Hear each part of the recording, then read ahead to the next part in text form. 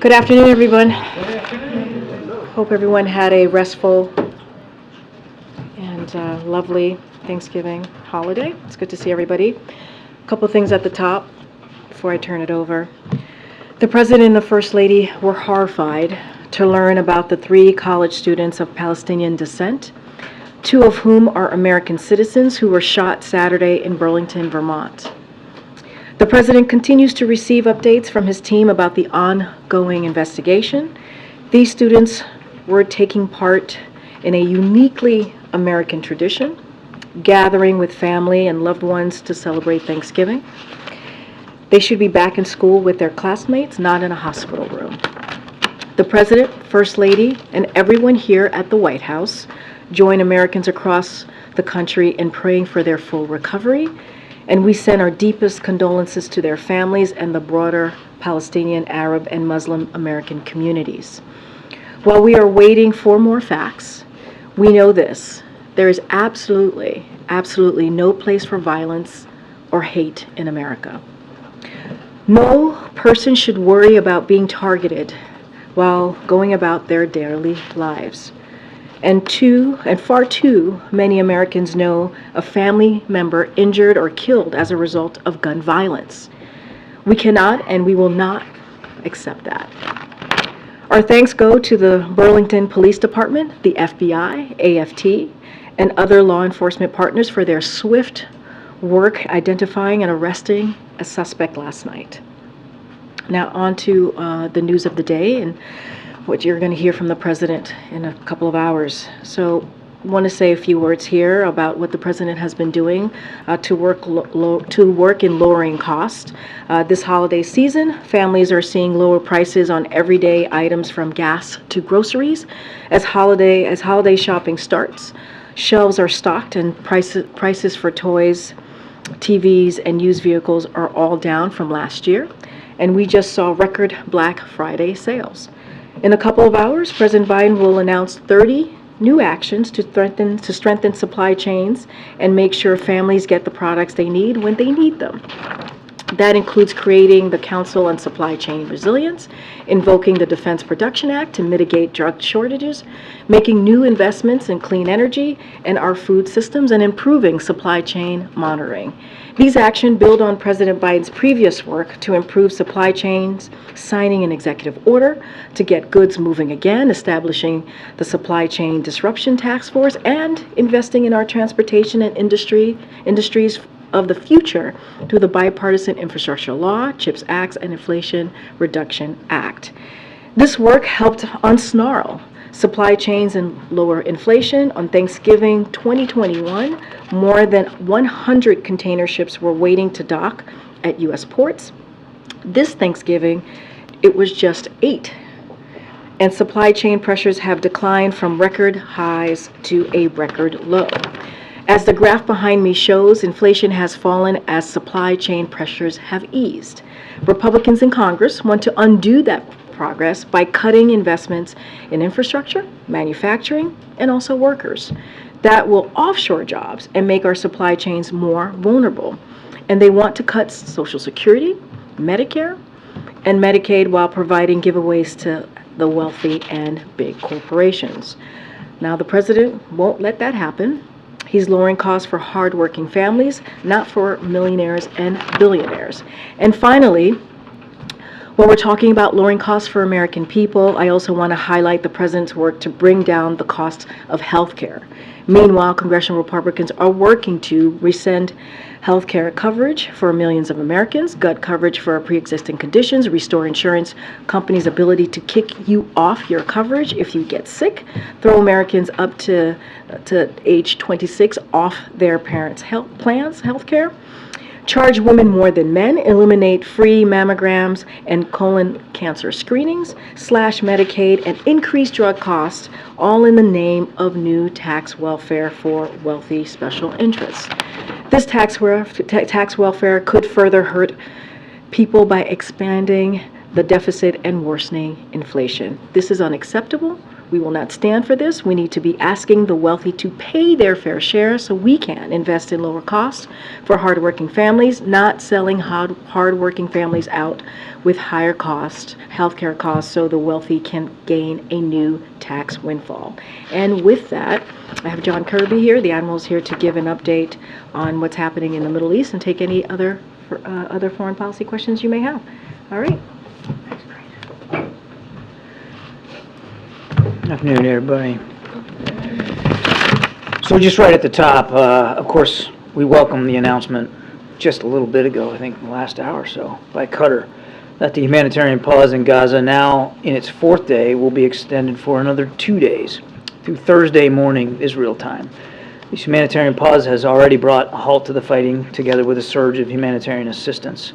Now, in order to extend the pause, Hamas has committed to releasing another 20 women and children over the next 2 days. We would, of course, hope to see the pause extended further, and that will depend upon Hamas continuing to release hostages. The President has been deeply engaged on this process throughout the Thanksgiving weekend. He spoke with the Emir of Qatar at a very critical moment to help resolve an impasse on the 2nd day of the pause. And then yesterday, he spoke with Prime Minister Netanyahu with a focus on working towards an extension of the pause, the extension that, quite frankly, we're seeing today. His team then worked on that overnight and through the morning. He was briefed this morning by the National Security Advisor, Jake Sullivan, on the ongoing talks to extend the pause. He and his entire national security team will obviously stay engaged on this over the coming days as we work to implement this extension of the original agreement, as well as efforts to extend the pause even from there. Just a quick update on the figures. As of the morning of November 26, 200 trucks were dispatched to the Rafah crossing, and 137 trucks of supplies were offloaded by the United Nations reception point in Gaza, making it the biggest humanitarian convoy received since the 7th of October. And this brings the total number of trucks of aid and assistance, including fuel, to over 2,000 since the 21st of October. Our team has prioritized getting this much-needed relief into Gaza to alleviate the suffering of Palestinian civilians there. Of course, most of them have nothing to do with Hamas. And to date, we have assisted over 840 Americans and their families who have departed and sought the support of our team on the ground in Egypt. And with that, take some questions. Thank you, Admiral. A few things here. The President called conditional aid for Israel a worthwhile thought. Is he actually considering conditioning aid or not? What he also said, right after acknowledging that it was a worthwhile thought, was that the approach he has chosen to take so far has produced results and outcomes. Many of them I just walked you through in my opening statement. So the approach that we're taking with Israel, and quite frankly with our partners in the region, is working. It's getting aid into people that need it. It's getting a pause in the fighting. It's getting hostages out. It's getting Americans out.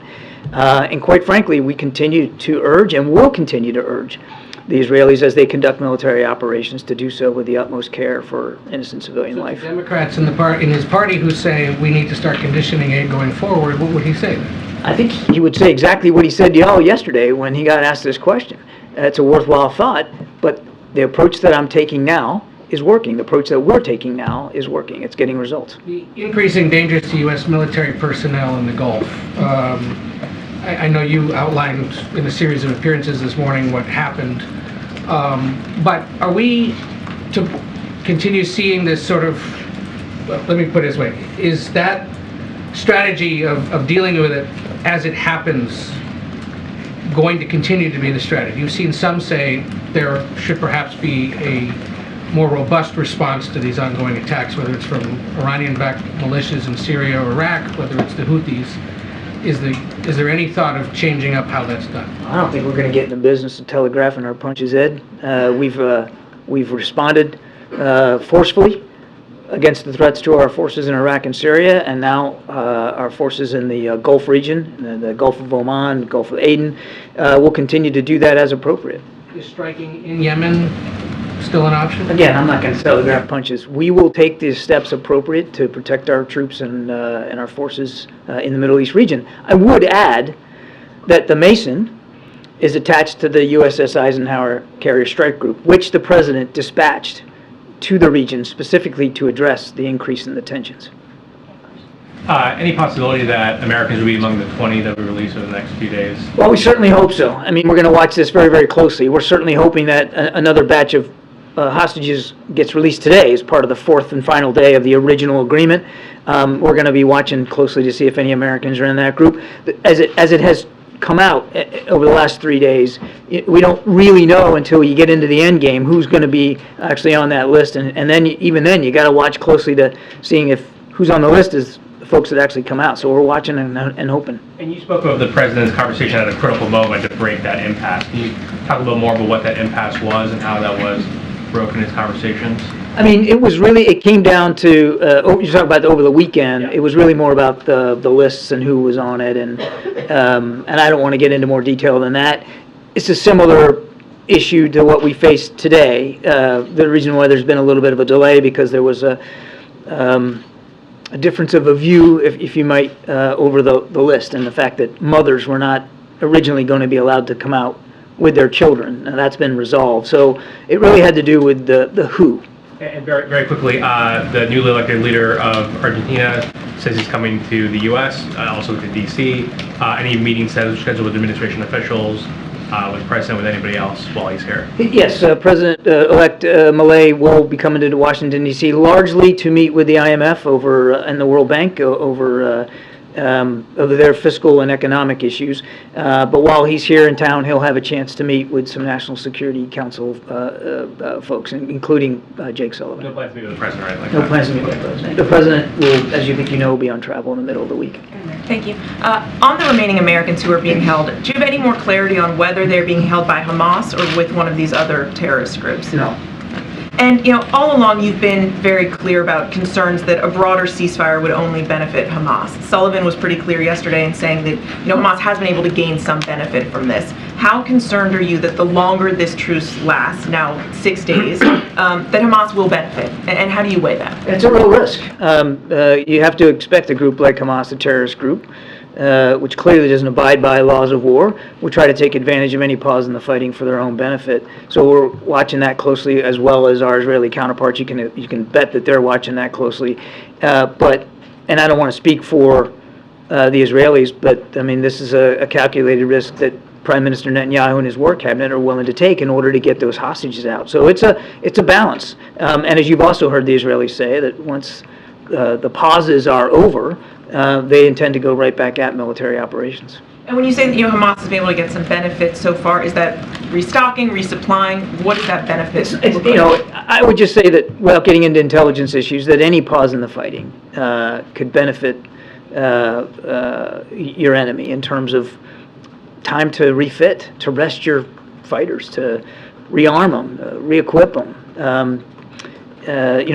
A pause in the fighting can be seen as a benefit. But I want to stress, and this was always part of the calculus. Any discussion of pauses was always part of the calculus, that Hamas might try to benefit from it. But so too have the Israeli people benefited by the return of their loved ones and hostages. So too have the American people benefited now with little Abigail back with her family. So again, it's a balance. Again, I won't speak for the Israeli Defense Forces, but when these pauses are over, then they have made it very clear that they're going to continue to target Hamas leadership. John, how many Americans are still being held hostage, and do you have proof of life? We think the number is, it's less than 10, probably in the neighborhood of, about 8 to 9. But we don't necessarily have firm, solid information on each and every one of them. And why haven't the two American women who are with Abigail, what happened with them? Why haven't they been released? Well, we certainly hope that we'll see them in hopefully today, and if not today, certainly over the next couple of days. We want to see them back with their families where they belong as well. The lists are developed by Hamas, and then of course the Israelis develop their list of Palestinian prisoners that they're going to release. And we're not involved in the specific drafting of the lists and the determination on Hamas's side of who's going to come out on any given day. Obviously, we want to see those two American women released as soon as possible. And the truce being extended 2 days, what happens now? Do you want to get like 3 days next, or a permanent truce? What's the thing? It's like I said in my opening statement, Steve. We're grateful that we've got an extra 2 days to work with here. That'll result in the release of 20 more individuals, women and children. And as I said right at the top, we'd certainly like to see even that extension extended further until all the hostages are released. That's really the goal here, get all the hostages home with their families where they belong. And however long that could take. Thank you. Just to follow up on the question about Milei visiting Washington, you mentioned that most of his meetings would be with the IMF, but who will be he meeting at the White House, at the NSC, and what are the expectations of the White House for this meeting? And more broadly, what are the expectations of the president for the relationship between the two nations? I already answered that question. He'll have a chance to meet with Jake Sullivan and potentially other folks here at the NSC. We'll have to see how that shakes out. President won't, unfortunately, be able to meet with him because of domestic travel. But obviously, we want to continue to look for ways to cooperate with Argentina. Argentina is a healthy and vibrant partner in this hemisphere on many, many issues. And so we're looking forward to obviously hearing what the president-elect's ideas are and where he wants to go on policy issues and making sure that we have a chance to keep that line of channel communication open. John, I want to go to Africa and the Congo, if you will. Updates after the visit from DNI head, National Security and State, and also maybe connecting this with the president's meeting with the president of Angola on trade that deals with the Congo and Zambia. Is that playing a part in also trying to stabilize the frictions there to try to quell all the violence there? I don't really have an update for you on the Congo, April. The president is looking forward to meeting with the president of Angola later this week on Thursday. There's certainly a wide range of issues to discuss in terms of our bilateral relations and the situation on the continent. I won't get too far ahead of that meeting, but he's looking forward to that. And I will take your question back on specifically on the Congo. I just don't have an update for you. Well, and specifically on the Congo, because there are a lot of people out here trying to find out what's going on, especially it's one of the worst humanitarian crises that has been reported in Africa and all over the world. People are looking for more information on that one as well, please. Yeah, no, I understand. Let me take your question. Yeah. Thank you.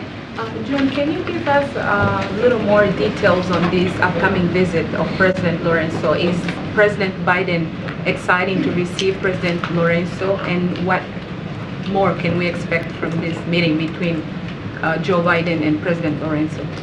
Angola is a strategic partner and a growing global voice on issues of peace and security. The President's grateful to Angola for their principled voice in terms of the conflict in Ukraine and the role that President Lourenço is playing to advance solutions to conflicts there as well. Angola and the United States are expanding our economic cooperation at record speed, including pursuing additional investments through the President's flagship Partnership for Global Infrastructure and Investment to build quality, sustainable infrastructure that helps connect Angola to global markets. So there will be a lot of that on the agenda. And will the President travel to Africa this year, as he promised during the... I don't have any travel to speak to today. Thanks, Albert. Just going back to the extension of the truce, is there any chance that it could be, further extended, or do you think is it inevitable that, hostilities are going to resume? Do you think? Well, we certainly want to see it extended. As I said right at the opening, we're going to keep working for an extension to the pause again. Absolutely, that's what we want. We want to see all the hostages out, and this is the best way to get them out. Do you think there's any chance that Israel may decide not to? There's any chance that they may halt the offensive, that they're offensive, or? The Israelis have been pretty clear that once the pauses are complete and the hostage exchanges are over, that they intend to continue their military operations against Hamas. John, what has the U.S. learned about how the now returned hostages were treated in captivity? I don't know that we have a lot of specific information about all of them. Remember, Abigail's the only American citizen of the ones that have been released. I think they're all, the main priority is to get them the medical care that they need. We have to assume that they have medical needs, all of them in some form or fashion. And then getting a chance to get reunited with their families. And then I think at some point, Israeli officials will start to ask them about information about their captivity, but I would leave it to these individuals and the Israeli government to speak to what that looked like. I think it's a safe assumption. I mean, they were taken against their will and in violent circumstances, that this had to have been a harrowing experience for them. We also have to assume that the conditions in which they were being held were obviously less than ideal, given what Hamas has proven capable of doing. But I just don't have a whole lot of specific information on each and every one. I think it's important to also remember that Hamas likely doesn't hold each and every one. And so being held by Hamas, probably they had hostages in more than one location. And there's other groups that may be holding some of these hostages as well, and the conditions could be starkly different. We just don't know enough right now. And how should we be thinking about the numbers? If the original agreement was for 50 women and children, and now we expect 2 more days, but on certain days they've been releasing more than 10 at a time, so we're up to something like 58. Well, right. I mean, remember, you had 50 plus coming out was the original deal. It wasn't just, I think it was a little bit more than 50 was they agreed to. And if you got 4 days to do that, you're going to have to do more than 10 per day to do it. And so we're hoping for a list today that will have somewhere in the neighborhood of about 13 is what we're hoping for today. So that's just basic math, trying to do 50 in 4 days. The extension is for an additional 20 over 2 days. And so we'll see how that shakes out. And then finally, what does the 2-day extension mean for getting more aid into Gaza, and what will the U.S. be able to help facilitate in terms of those 48 hours? It's a great question. With every single day, and this is the part of this hostage deal that probably doesn't get as much attention as it deserves, it has allowed for a surge of humanitarian assistance into Gaza. I just gave you the numbers today, 200 trucks just today, and that brings, again, since the 21st, it gives a total over 2,000, including fuel, and that's not insignificant. That fuel is now getting in tens of thousands of gallons per day. So another 2 days, I mean, my goodness, that gives you the chance for dozens more trucks and tens of thousands of more gallons of fuel that can get into Gaza to people in need. So we're going to take advantage of every hour of every day that there's a pause to try to help the people of Gaza. Thanks, John. Can you talk a little bit about how the president's involvement in all this has impacted other priorities? Thinking about COP28, reports that he's not going. Would he have gone had he not been needing to deal with this? Well, I've seen some press reporting on that. I don't have anything to speak to with respect to travel to COP. Look, yes, the president has been very much focused on the conflict between Israel and Hamas over the last month or so, clearly. I mean, well, more than a month. Obviously. And as I said in my opening statement, he was working the phones over the course of Thanksgiving weekend, and I suspect that he'll continue to work the phones in coming days, without question. But at the same time, he's also working across a range of issues. I mean, Karine just laid out for you what he's doing on the economic front here at home, and in the middle of meeting with President Xi in San Francisco, he was also calling the Emir of Qatar and Prime Minister Netanyahu, but didn't stop him from dealing with issues of Indo-Pacific security. He's the commander-in-chief, which means he has global responsibilities, and the president is more than capable of handling them on any given day. May I also ask how the concerns here domestically, the calls for a ceasefire, the anger about violence, has impacted the president's discussions these last few days?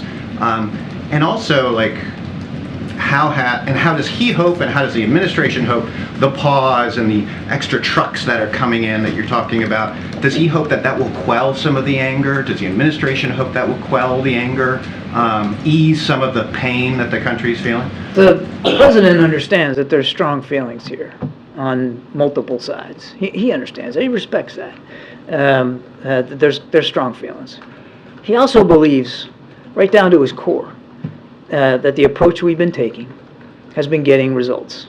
It has helped enable Israel to deal with what is, quite frankly, a genocidal threat to their existence by Hamas, by giving them some additional security assistance and quite frankly, sharing with them our perspectives and advice and counsel on the conduct of military operations, to do so in a way that is as careful and deliberate as possible, obviously with the acknowledgement that these are their operations to plan and execute and speak to.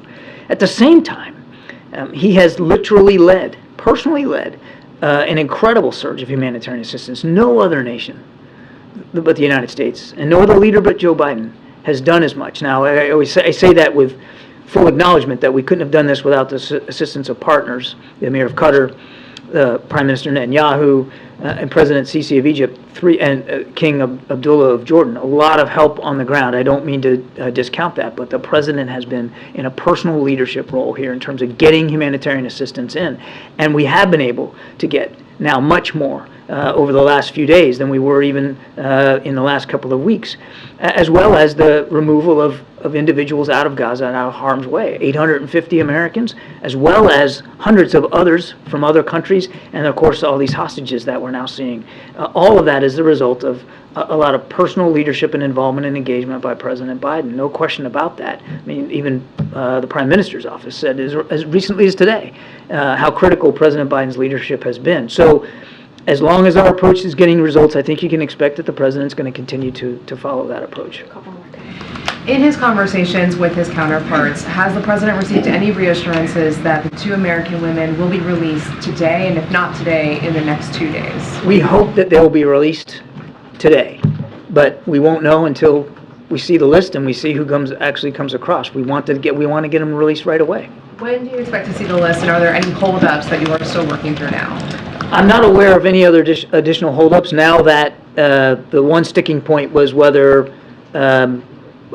2 mothers could come out with their children. It looks like that has been resolved, and they will be. I mean, my goodness, we're talking about letting little kids go without their moms. So that got resolved, and that's a good thing.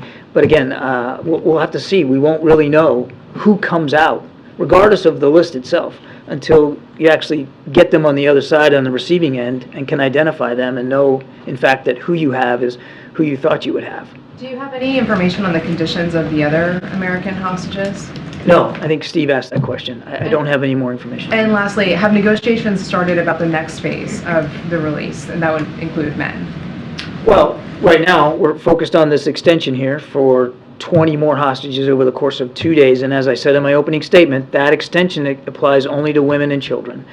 So we're going to focus this a piece at a time. We're glad that we got to day 4 here. We won't breathe a sigh of relief until we know we've got today's hostages out. And the team is already working, our team working with our partners in the region, already working on this 2-day extension for 20 more. And as I said at the top, if we could extend that, we'll want to see it keep extending until we can get all the hostages out. Thank you. Admiral, we're seeing that Saudi Arabia is pressuring other OPEC Plus members to reinstate those oil supply cuts. Wondering what your level of concern is and what you see as the impact on inflation in the U.S. Well, I think I'll let OPEC leaders talk to their plans. As far as I know, there's been no announcements here of any production cuts, so we'll let them speak to that. The president's going to keep focusing, as he has been, on a healthy global market that's properly balanced, and that can continue to bring the price of gasoline down here in the United States.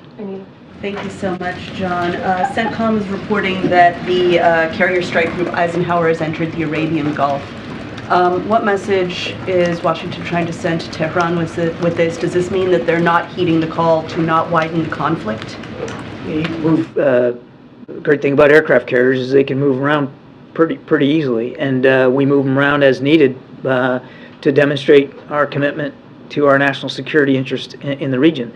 Look, the message of the Ike and the message of the Ford, the message of the additional aircraft squadrons that we send into the region and the air and missile defense assets, all of that is one to any actor in the region, be it a nation state or otherwise, that this is not a time to try to take advantage of the conflict between Israel and Hamas and escalate or deepen this conflict, make it worse. That's the message that we're sending. Is this targeted at Iran? It's targeted at any actor in the region, nation state or otherwise, that might have considerations of widening this conflict. John? Thanks a lot, Karine. John, in your statement at the top, you thanked the government of Qatar for this 2-day pause that has been reached. What level of involvement was the U.S. government in securing this agreement? Very much so. I also mentioned in my opening statement that President Biden has been personally involved in getting the original deal in place and loosening up a snag that happened over the weekend, as well as working with partners, Qatar and Israel specifically, in the last 24 to 48 hours to get this extension announced. Congress comes back tomorrow. What's the priority level for securing those aid packages for both Israel and Ukraine? Very, very high, John. I mean, we desperately need the supplemental funding that the president asked for. And I would remind members of Congress as they come back to work that the figures in that supplemental request are well informed by our Ukrainian partners and our Israeli partners. We didn't just pull those figures out of thin air. It was very much in keeping with what our partners have told us they need for the coming months. And in both cases, the runway keeps getting shorter and shorter. You've seen that in the case of Ukraine, the drawdown packages that we've been providing are now at smaller increments in terms of how much money is being allocated, because we just don't have the flexibility that we once had in terms of the amount of aid that can be given in each and every package. And look, we're in a critical time here. Winter months are upon us. They're upon the Ukrainian army particularly, and it's going to be tougher and tougher for them to conduct operations when the weather gets less conducive to do so. So we hope that when Congress comes back to work, that they'll act with the same sense of alacrity that we've been trying to act in terms of getting that supplemental through. There was reports saying that the president said that he's sorry and he's disappointed in himself after meeting with the Muslim leaders. Do you think that the president could have done more to show sympathy towards Palestinian civilians who are being seen as even-handed? I'm not going to discuss reports of private meetings. As I said earlier, the president understands there's strong feelings here on all sides. And as he's also said publicly, he doesn't want to see any more innocent civilians killed or wounded as a result of the fighting in Gaza. Not one. I mean, the right number of civilian casualties is 0. We understand there have been many, many thousands of them. And we understand that with each and every one of those data points is a grieving family. The president understands that. And that's why we're going to continue to urge our Israeli counterparts as they go back, they plan to go back to military operations, that they do it in the most discreet, deliberate, careful, cautious way possible. The declared aim of this war by the Israelis is to destroy Hamas and to kill its leaders. One of its leaders is Yahya Sinwar. He's the guy who signs on the hostage deal. Yeah, I know he is. Can you explain this complexity of, on one hand, Israel wanted him dead, but at the same time, he's the one who decides how many hostages are going to be released. I mean, just help us to understand how complex is that, and is this a way to? Is this like a strategy to keep from Hamas to keep on releasing less hostages on the hope that he won't be targeted or will be? You're asking me to kind of get into the psychology of Hamas, and I'm just not going to do that. What I can tell you is that the Israelis have a right and a responsibility to go after this threat posed by Hamas, and certainly as a part of doing that, to go after their leadership, which they have done. And they have talked about the leadership that they have been able to take off the battlefield of Hamas. It's a strategy that we executed ourselves against ISIS and against Al-Qaeda. There's a logic to going after the leadership of a network. But in the meantime, there are Hamas political leaders that Qatar has connections with and communications with that they are working with to secure the release of these hostages. Last question. Thanks, Karine. Just to follow up on the worthwhile thought remark that the president made, I understand he also said he's standing by his approach, but was he saying that he's open to conditioning aid in the future as well, given that this is something he described in that way? I'm not going to get ahead of the president on this. I think he was very clear. Yes, it's a worthwhile fight. He acknowledged that. But he also said, in the same breath, that the approach that we've been taking thus far has produced outcomes and results that have not only benefited the Israeli people in terms of their security, but the people of Gaza in terms of humanitarian assistance and the release of so many Americans now just to walk out through the Rafah crossing. So we're going to keep working on those approaches, on results-based approaches. Thank you, Admiral. Thank you, sir. Question. Thank you so much. Thanks, Admiral. Sorry, guys, we're running out of time. Okay. Chris, do you want to? Yeah, just want to see if you have any update on the supplemental funding conversations right now. How are the negotiations going? When do you have to take resolution? So I certainly don't have an update. That is, conversations obviously are happening on the Hill on the supplemental funding. I think you just heard that it's a priority for us, both the domestic and also the national security. We've made very clear that those are emergency asks that we have, that we put in front of Congress, and so we're going to continue to make that very clear. Just don't have any updates for you at this time. And you started the briefing by talking about the shooting of the 3 men in Vermont. The White House has started, efforts to fight anti-Semitism, Islamophobia, and what more can you say about those efforts, given that we're continuing to see, allegations of hate crimes pop up?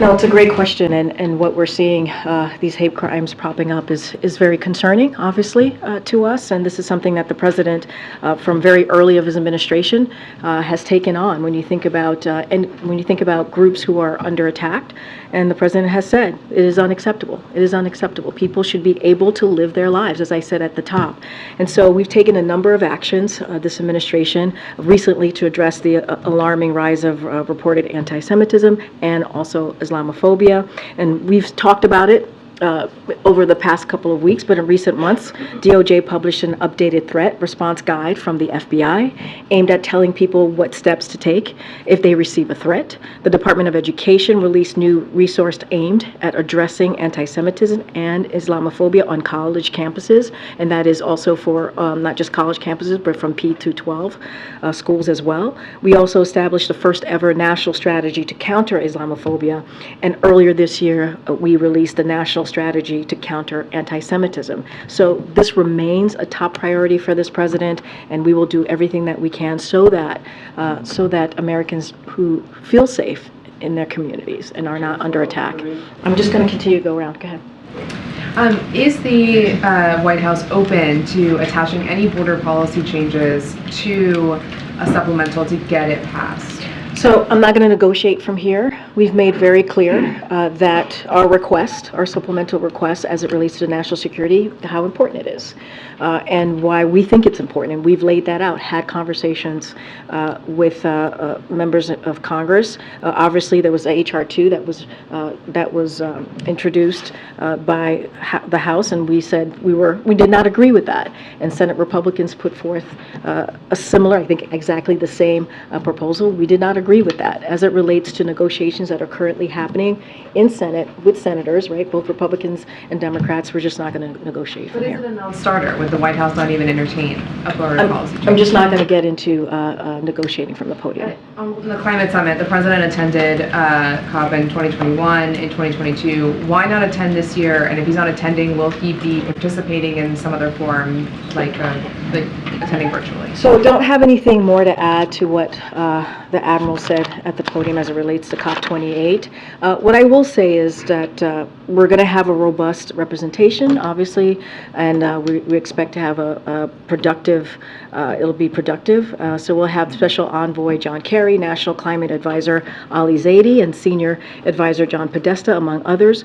We'll continue to build on the administration historic actions to tackle the climate crisis. President Biden, as you all know, you've heard us say this over and over again, we believe led and has delivered the most ambitious climate agenda in history, both at home and obviously abroad, and we've been doing this since day one. So he's secured the largest climate investment ever, putting the U.S. on path to cut climate pollution in half by 2030, which is something we believe that we are on track on doing, protecting more than 21 million acres of public lands and waters. And so he's going to continue to rally not just world leaders, but obviously rally here as well, and make sure that we put his climate ambition actions in the forefront. I just don't have any travel updates to announce at this time. Go ahead, Steve. Details of the Carter event tomorrow. Will the president make remarks? Will he see Jimmy Carter? So I do have a couple things to say about that. As you know, the President and the First Lady and the Vice President and the Second Gentleman are going to be attending tomorrow, the event tomorrow. As it relates to what the President's going to be doing, so certainly we're going to refer you to the Carter Center and the Carter family for specific details on the tribute service they have planned for the former First Lady, Rosalynn Carter. The President and the First Lady obviously will not be delivering remarks, but as to anybody else speaking, we would refer you to certainly to the Carter Center.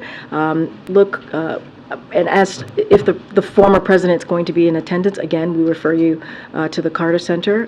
But the President and the First Lady certainly look forward to being there and to offering their condolences and participating in the event by attending. Okay, Karen. Thanks, Karine. The President spoke yesterday with members of Abigail and Don's family. Can you tell us what that conversation was like for him?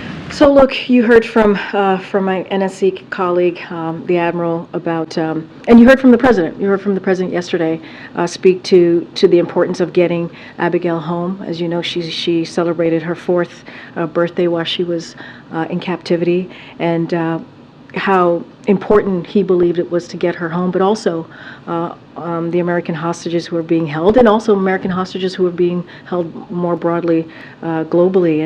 And you've seen the President's commitment to that since day one. I'm not going to get into private conversations from here. I think the family, her family have done interviews, and there's been some pretty emotional quotes from the family. Just not going to get into that, but it is the President's priority. It is incredibly important for the President to get these Americans home. And what is the communication like right now between the White House or the administration and the families of the other Americans who are being held hostage? We know the President had that conversation weeks ago. Has he had another follow-up to that conversation? Is it daily between senior officials? What's that like? I don't have a rhythm to call out of the amount of times that my colleagues at NSC or the State Department have had conversations with the families of the hostages. Obviously, we've I think the last time Jake Sullivan was here, he spoke to it. Obviously, you heard the President. We've read out the President's calls. I just don't have anything to share at this time on any additional conversations. But again, it is the President's priority to get home the hostages, especially obviously the American hostages, which is why these pauses have been so important to get humanitarian aid in, obviously, to the people of Gaza, but also making sure that these hostages go back to their families and friends who love them dearly and are missing them. Okay.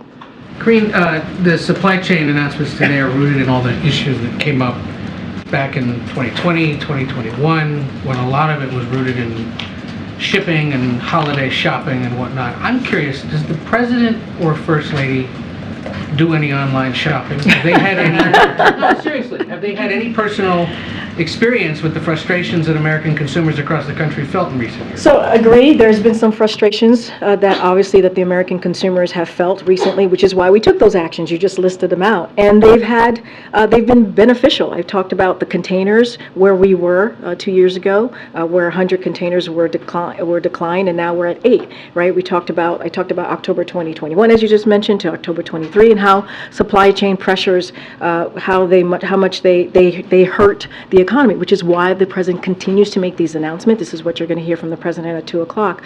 Look, I can't speak to the President or the First Lady's shopping strategy, how they go about it, but they understand what Americans are feeling. That's why we keep talking about lowering costs. That's why we're talking about something that's so important, like supply chain, as it affects the economy. But look, what we believe is the President's action, the actions that he's taken has worked.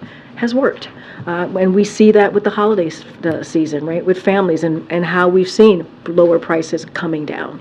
So no word if he's shopping at Amazon. Well, I could say this. For Commander. I could say this. You saw the President on Saturday, Shopping, right, small on Friday, business. small That's why I asked business, about but how online important shopping. it is, right? Right. Shopping for, making sure that, small businesses are an important part of the economy. And you saw the president, the first lady, and his family, making sure that they were visiting small business on, going into the holidays. And I suspect if we polled the room, many of us will probably ask some version of the following question. Okay. Given the president's sagging poll numbers and the fact that he is currently placing behind any Republican opponent, has there been any talk in this White House about a change in strategy or staffing going forward in reflection of those numbers to continue to show him underwater? No. And there was also a call out in recent weeks to staff, to senior officials, that if you want to go by the end of the year, go. Otherwise, you're here for the duration of the rest of the term. Should we be anticipating any departures of either cabinet officials or other senior officials? Look, I can't speak to people's personal decisions. We don't have anything to announce at this time. And, we're going to continue to do the work that the president set out to do. And we just talked about supply chains. We just talked about the economy. We've been talking about the president's leadership globally, especially in the Middle East. That's what we're here to do and focus on. That's what I'm here to do, to focus on. I just can't speak to people's decisions. Okay. Karine, I had an in-depth conversation with Stevie Wonder last night, who is... I love Stevie Wonder. Again, for the serious question, I had an in-depth conversation with Stevie Wonder last night, who is requesting a meeting with the president. He's very concerned about the black agenda falling along the wayside and issues like laws of 50 years ago that are now being abolished or gutted, to include issues like the Voting Rights Act, what happened in Arkansas last week, affirmative action, Supreme Court, as we've seen it, ban on books, and he's also even brought up issues of the Congo and the lack of information from the White House. Is the White House amenable to sitting down with Stevie Wonder, who has met with presidents throughout history, to include Ronald Reagan? He was one of the major impetus for getting the holiday for Dr. Martin Luther King Jr. And also, he was one of those who worked with President Obama in his efforts to become president. Is this president amenable to meeting with Stevie Wonder, who has these concerns? And you're right, April. What you just laid out in your question is incredibly important. And so we take that very, very seriously here. Can I just say a couple things about Stevie Wonder? He is indeed an icon who's made tremendous contributions to the civil rights movement and also voting rights. And as you just listed out, he was one of the main voices in getting Dr. Martin Luther King Day. And we appreciate that. We appreciate his brilliance, and we appreciate what he's been able to do on behalf of the community. So I can't, as far as a meeting with the president, certainly I'm not aware of any meetings with Mr. Wonder or any scheduled meetings, and I don't have anything to announce, obviously, at this time. But I also want to say that on the president's first day in this administration, he has taken this very seriously as it relates to what we're seeing, right, as it relates to racial inequality. He called it one of the 4 major crises that we have to deal with as a country when he stepped into office. And one of the things that and I know you've covered this very closely, he signed an executive order to initiate a whole of government approach to implementing his equity agenda. And a couple of things that he did. He worked to protect the right to vote through executive actions and continued to calls for legislation. Took executive actions on police reform when congressional Republicans would not sign the George Floyd Justice Policing Act. And so he's taken actions to make sure that we are protecting the right to vote. He spoke to the affirmative action, what we saw SCOTUS do, and he spoke to that, and he said, and I'll quote, "We should never allow the country to walk away from the dream upon which it was founded. The opportunity is for everyone, not just a few." And he stands by those words. Follow up on that. Yeah, sure. But Stevie Wonder is not alone in this thought. Obviously, yeah. Yeah, he's not alone in this thought. He's very upset. And he's even looking at this issue of courting black males. I mean, he just wants to have a conversation with is the president amenable, as he is a leader, as he has met with other presidents on major issues of rights, humanitarian rights, as well as civil rights.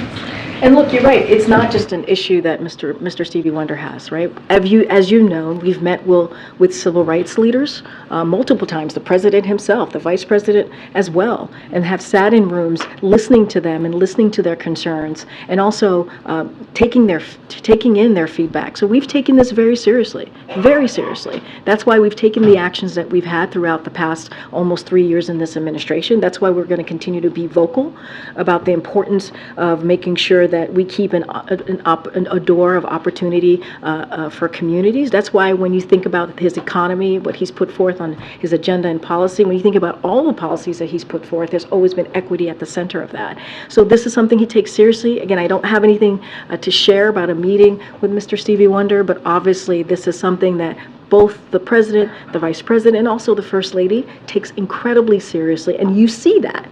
You see that in the actions that we have taken, whether it's policy actions, whether it's speaking out and speaking up about what we're seeing from Republicans, extreme Republicans on the other side of Pennsylvania Avenue, and what they are trying to do in taking away voting rights, or what we've seen from the Supreme Court justice in taking away certainly affirmative action, which we think is incredibly important, and we're going to continue to speak to that. Seriously. Thanks, Karine. On lowering prices, you said earlier that the actions the president has taken have worked. So is it your sense that when people were home for Thanksgiving, catching up with their family members, they were saying to each other, can you believe how much more affordable things have gotten? So honestly, I wouldn't, I hear the question, but I want to make sure this is very clear. We take that very seriously. We take what families, the decisions that they make at their kitchen table, whether it's during Thanksgiving or whether it is every month as they're trying to make hard decisions about how they move forward with taking care of their family. We take that very seriously. It's not a joke to us. It is important to us. This is the president who talks about it in a very personal way when he talks about what families have to go through, working families, middle-class families, and that's why he's taking actions that he has. And so, look, the fact is, the data shows that the economy is improving. The data shows that households remain in a strong financial position. Household wealth is at a record high, with lower income households seeing the largest gain since the pandemic. Those are indeed what we're seeing. But we don't take lightly. We do not take lightly what Americans and families continue to feel. That's why the president at 2 o'clock is going to talk about what the actions that he's taking to continue to lower costs. But why do you think it is that when you say the economy is improving and President Biden says the economy is improving, that a majority of Americans outside of this building are not buying it? So here's the thing. When we walked into this administration, the economy was on a tailspin. That is the fact. Because of the last administration, because of the Trump administration, because of how they dealt with COVID and the pandemic, because they didn't have a comprehensive plan. The president came in, he passed the American Rescue Plan, which was able to get the economy back on its feet, which was able to open up small businesses were able to open up, schools were able to open up, and we understand what Americans have been feeling over the last 2-3 years. It's going to take some time. We get that. It's going to take some time, but it does not take away how we have seen the economy getting back on its feet. We actually had to fix the problem that we saw that the last administration left us. But almost 3 years in office, inflation is up over 17% since President Biden came here. And you're saying that's still Trump's fault? Inflation is moderating because of the actions that this president has taken. Doesn't that mean that prices are going up slower? They're still high. It's going down. The prices are going down. If you look at for a perfect example, I mean, I just talked about last week how turkey prices, the cost for turkeys is going down, the cost for eggs is going down because of the actions that were taken. I just talked about supply chain and how that affects the economy, and that's because of the president's action that he's taken.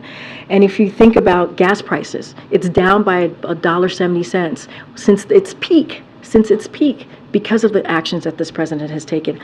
So we understand that people are still not feeling it. We get that. But doesn't mean that we're not going to continue to talk about it. Doesn't mean that the president at 2 o'clock is not going to talk about how he's lowering cost, right? And let's not forget what Republicans are doing on the other side of again, Pennsylvania Avenue. They're trying to increase healthcare costs. They want to get rid of Medicare. They want to get rid of Social Security. That is something that we saw them try to do at the State of the Union, right? They do that over and over and over again. They want to make sure the millionaires and billionaires are actually getting the benefits, right? And so that's not our way. Our way is to build the middle class from the bottom up, middle out, and the president believes in that. He talks about it. You're going to hear him talk about it in about an hour, and that's going to be our focus. I think I get to take one more. Go ahead, Brian. Thanks a lot, Karine.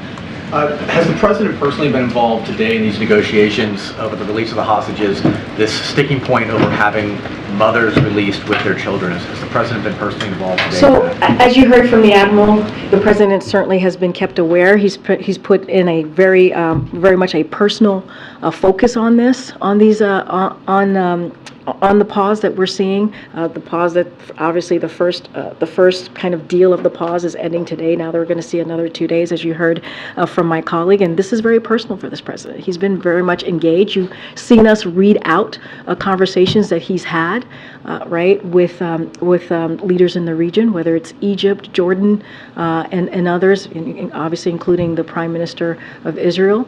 And so the president has been incredibly involved in this. He was certainly briefed by his National Security Advisor, Jake Sullivan, this morning, as the Admiral stated. And so, look, we've always been very clear. When it comes to American hostages being held, wrongfully detained, we take that very seriously. We want to make sure folks are going home to their families. That is important to this president. Families who are suffering, families who are wondering when their loved ones are coming home. And let's not forget getting that all-important humanitarian aid into Gaza for the people of Gaza who need that. So that is going to be continue to be the focus of this president. All right, thanks everybody. Hopefully I'll see you on the road. Thanks, Karine. Bye.